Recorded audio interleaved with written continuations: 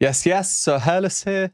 Pentatonix, Shallow. Shallow, it's a lovely song from the most recent A Star Is Born film, 2018, Lady Gaga, Bradley Cooper. The song became hugely popular. It's currently got basically 1.9 billion views on YouTube. This many views, I don't think our brains can really comprehend how large a number that is. Anyway, I really like the song. I really like Pentatonix, especially after seeing them live, which I did recently. I made a video if you're interested. So I am very much looking forward to this one. Pentatonix released their video here in 2019.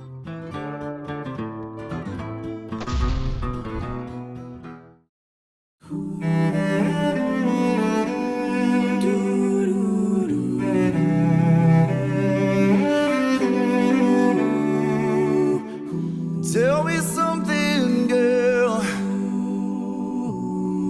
Are you happy in this modern world? What are you needing, boy?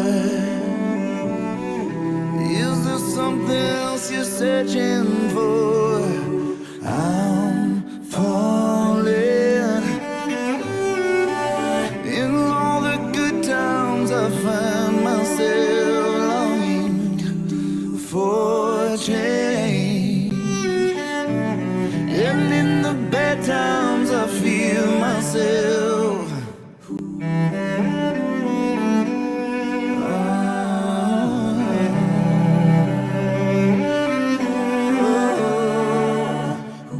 Tell me something, boy. The gold that we see everywhere, all their jewelry, they all have a bit of jewelry on, the lamp, the leaf in the background. Being the only non-black and white color is really cool. Now, surely this is to do with the film poster. I'll put a picture of that on the screen. The only reason I remember that is because I was actually going to watch this film recently, but I ended up watching something else. I have seen this film before a couple of times, just years ago. Just thought I'd comment on that before I forget, because as we know, I like to dive into the music, and the music is really nice, really lovely arrangement so far. They're making sure to have a really nice distribution of you know, simpler, luscious harmonies with a bit more of the scrunchy chords, the chords that I would call good filth.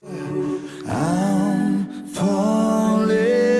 Being the really dissonant note on the end of falling there, very much what I call an Imogen Heap chord. You know, it just sounds like it's in that style. I'm falling.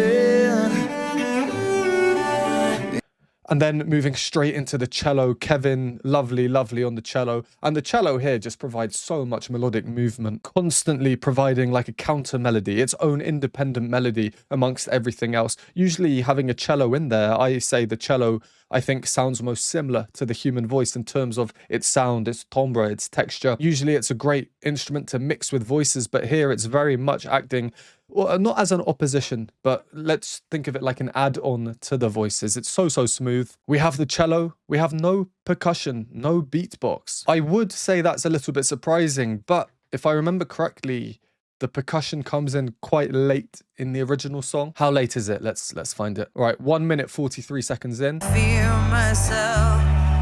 I'm of the deep. Still no percussion. Does it come in that peculiar section?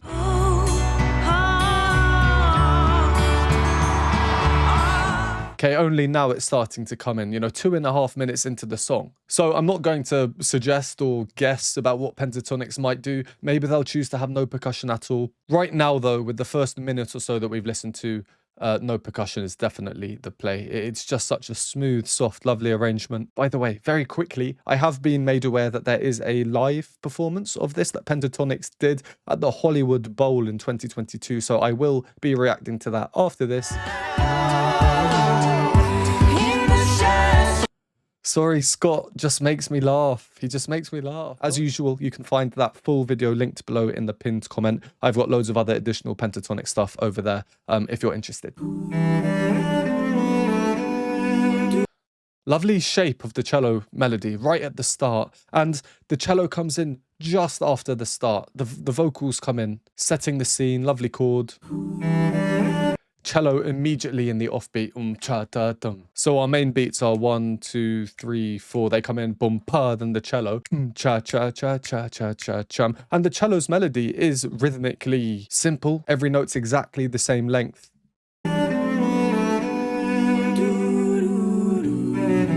And then the vocals come in, dum, bum, bum, double the length of the cello. Immediately, that disparity between the cello and the voices is apparent through their melodic shape, whether they're singing longer or shorter notes, but also they play off each other really, really well. Kind of like a call and response in a way. Tell me something, girl. Scott coming in here. And this is a great example, I think, of how your voice type really can affect the sound. I might be wrong, so I don't know, let's find out together. Bradley Cooper, I'm pretty sure, sounds quite similar to this when he first comes in. Tell me something, girl. Very similar. It's that same similar sort of rasp. Obviously, Scott has quite an iconic voice, especially for Pentatonix fans. All this is to say they're performing in the same key. It's the same notes, the exact same melody. It is perfect for Scott. Are you happy in this modern world? What are you needing, boy? Putting a little bit of these Scott-isms in there, rasp on that top note, and then, you know, a vocal run at the bottom. And overall, so far, I can't remember exactly which adjectives I used. Maybe let's just say I said it's quite soft so far. A lot of that is through the backing chords, ooh sounds. You know, they're very soft. There's nothing hard or dramatic about them. The cello is actually the slightly more dramatic part. But there are moments when they break away from that. I'd still say soft, but just rhythmically different. The bell tones, for example. For change. Moving into homophony on change, all of them singing the same words at the same time in the same rhythms. These are staples of Pentatonix arrangements, and it's nice to see that we are kind of seeing them all within the first minute. Where we got to, it was Kirsty's entry. That is when Lady Gaga comes in the original song, so let's carry on. Tell me something, boy. Aren't you tired trying to fill that void? Or do you need more? Ain't it hard keeping it so hardcore? I'm falling. In all the good times I find myself longing for change. And in the bad times I fear myself. Okay, it's building up, moving up in pitch, I mean, as per the original song. And of course, we have Kirsty taking this moment. We know how good her belt is, how powerful she is when she chooses to be singing up there in her chest voice. Still no percussion, so I would guess that they are kind of doing this as per the original song. Structurally, so far, everything is pretty much identical. Obviously not the arrangement, but the harmony is the same, except Pentatonix are kind of juicing it up in places by adding extra dissonances in there. But the structure is the same, you know, the words are coming in the same places, verse, chorus, whatnot. So that will be my guess, is that they are kind of doing this like for like with the original, although so many times I've guessed something and it has just been horrendously wrong with Pentatonix. So I kind of like being really wrong. It just means that there are these surprises in store for us, but I guess we'll wait and see. As for the cello being used in a Pentatonix arrangement, at least in my experience, it does tend to be used in the softer songs. This song is a grower.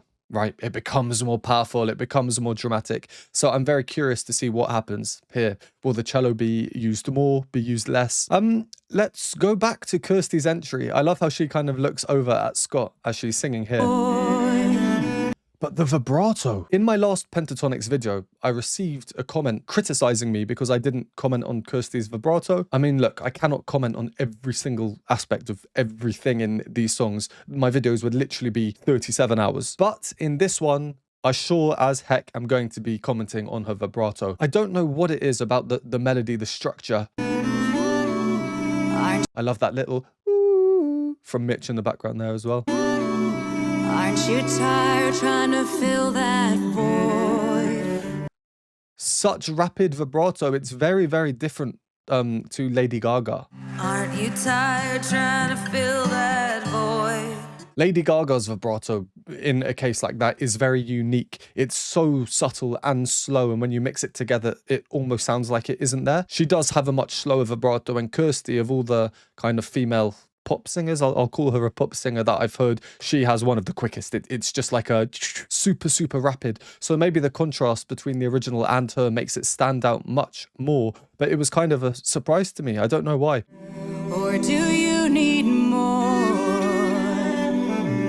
Maybe because it's fairly low down for her register as well, which of course will contrast the bit we paused at where she's moved up into the chorus, I guess. Because her melody is lower down, and this is one thing I really like about this song, is that Bradley Cooper and Lady Gaga's melodies are the exact same pitch. It's not really that common in duets between men and women for them to be singing at exactly the same pitch, because typically the man will have to be singing a bit higher and the woman lower. Of course, with Pentatonix, who have incredible ranges amongst everyone and the cello at their disposal, this is a good thing because it just increases the breadth of the backing instruments or the backing voices. And I will never ever get tired of stressing the importance of the backing voices. I know people like to put the limelight on the lead singer and everything, but credit should always be given to the music in the background, because ultimately that's what creates the crux of every performance. So just here we can hear the cello going up in the background. You need more. And Mitch or Scott, I don't know, it's very subtle. Up there, have a listen. Ain't it hard keeping it? And at the bottom, we of course have Matt. I've not yet commented on him. Truthfully, his part is the part I've been listening to the most so far. His purpose in this one is, I think, to be as smooth as possible. I've said in other Pentatonix videos that I kind of think of Avi more as like a double bass or a cello. Matt more as like an electric bass type of sound. It's a different type of sound. I think someone commented that Avi is like velvet and Matt is like silk. I'm going to steal that because I think that's a great analogy. But Matt has certainly turned velvety in this one. I'm falling. Slight syncopation in his rhythms as well, working in parallel harmony with the melody, just like he's a silk or velvety hammock, kind of supporting everyone else under there. Really nice. Otherwise, like I said before, structurally it is the same as the original song, especially in terms of the harmonic progression, so the chords we're hearing and in which order. I will be curious to see if Pentatonix maybe change this up a bit the later they go into a song. We see them do this more often than not, but there's no point me guessing. Let's just crack on and find out. If you enjoy these videos, please consider supporting me. You can buy me a coffee or hot chocolate, join our Patreon for loads of additional content that's not available on YouTube, or become a YouTube member for these groovy emojis and membership badges. All options are linked below, and a special thanks to everyone on the screen. Back to the video.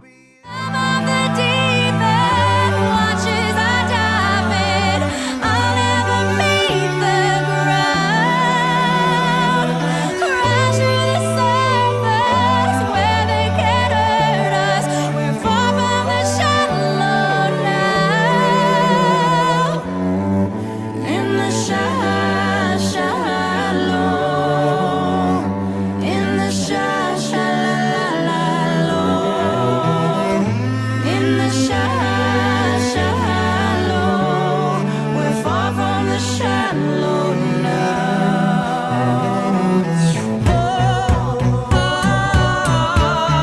There's the beat.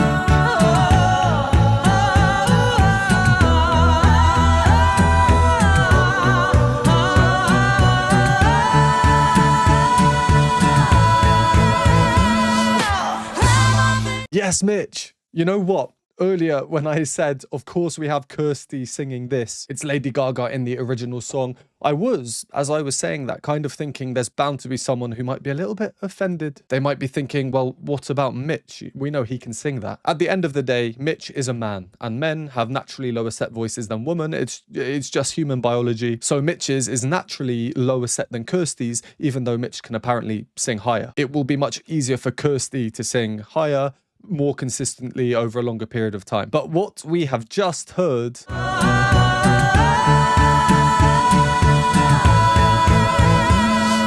that is a very good argument against what I just said. Look at Mitch just absolutely caning it. It's a very chesty sound. I mean, it's not pure chest voice. If we're going to be pernickety, it's definitely a blend, but very much a chest-dominated blend. But yeah, just a very chesty sound, super, super high, super powerful. He is singing, which is one note below, which is the wow operatic tenor moment. I love how Kirsty moves up to join him and then moves back down as well. That's a really good example of, one, how well Mitch and Kirsty's voices blend together, but two, how they're using dissonance to then resolve. And why I say dissonance is because if Mitch is holding this note and Kirsty's going at this moment, before she moves up, you know, it will be dissonance, especially when you consider the harmony beneath as well.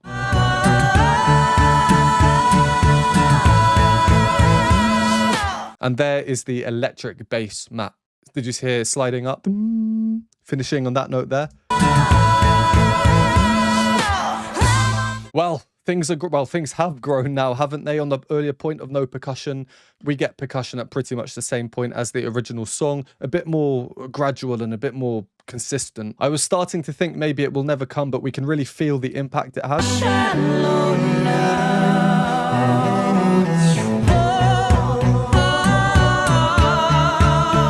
Completely shifting the feel away from quite a choral, smooth kind of thing to, I don't know, a bit more intense, a bit more dramatic. This section of the song, I do think is a little bit peculiar, in all honesty. I've always thought that ever since first hearing the song. This section, we have these chords. And that's for all the whoas going on. Then when we move back to, the chords are now,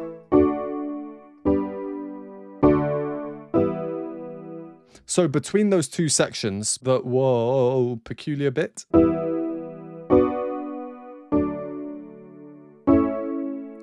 and then for the next section, the peculiar bit ends on this chord, and then they just change it to the minor version.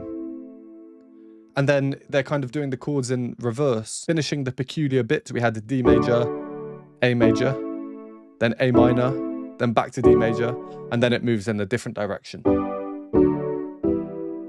That's, of course, in the original song. Pentatonix haven't really changed anything. I like the freedom that everyone has here. Matt and Kevin have this synergy of the very rhythmic bass line.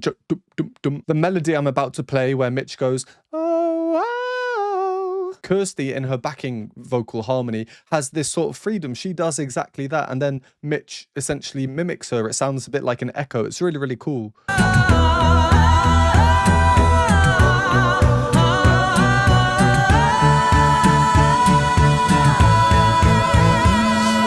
And just before we carry on, I don't think I've actually mentioned that the original song does have a cello in it. That might be obvious to a lot of people, but I definitely did not notice it for the first however many times I heard the song. The purpose in that song in the original, though, is very different to here. Let's take one part from the original and then see what Pentatonix do. Or do you need more? So the cello is just sustaining one note, and then it will drop down, and then back up. Ain't it hard keeping? Sustaining as everything else kind of moves around it. The harmony is static. What do Pentatonix do at that same moment? Or do you need more? So Kevin starts off on that same note, sustaining. Or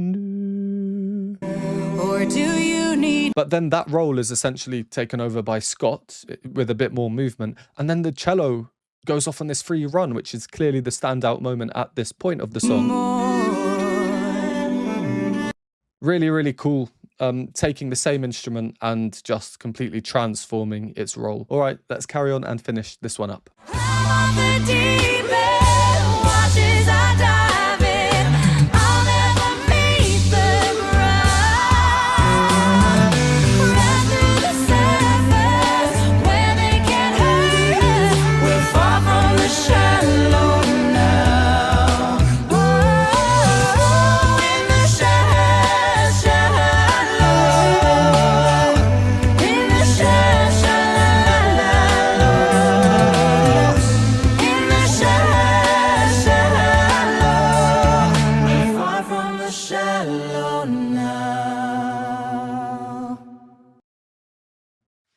That was quite an abrupt ending.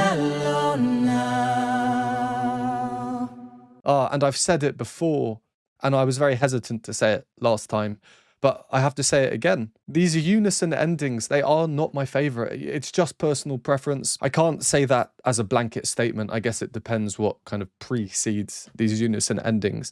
But this was such a rich and huge arrangement. I don't know, that ending, it's not my favorite of all the Pentatonix endings. Let's put it that way. But it does not dampen my experience of this song and arrangement as a whole. I think it's a phenomenal song, and Pentatonix have covered it phenomenally. This is the first real part with proper lyrics where we have percussion. The bass line is shifting as well. Matt is becoming very, very rhythmic. A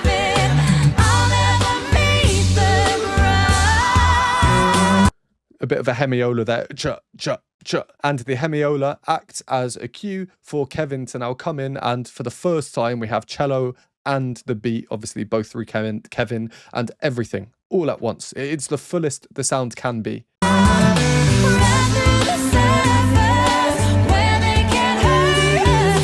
Because it's such a full sound, I think this is an example of where homophony does work well between Kirsty, Scott and Mitch. It's the chorus of the song. They're all just singing it at the same time, maybe signifying we are approaching the end, that unison end. I'm really curious, actually. Let me know in the comments below what you think of that unison ending. And leading up to the ending, I love how the power kind of shifts from Matt here with his bass.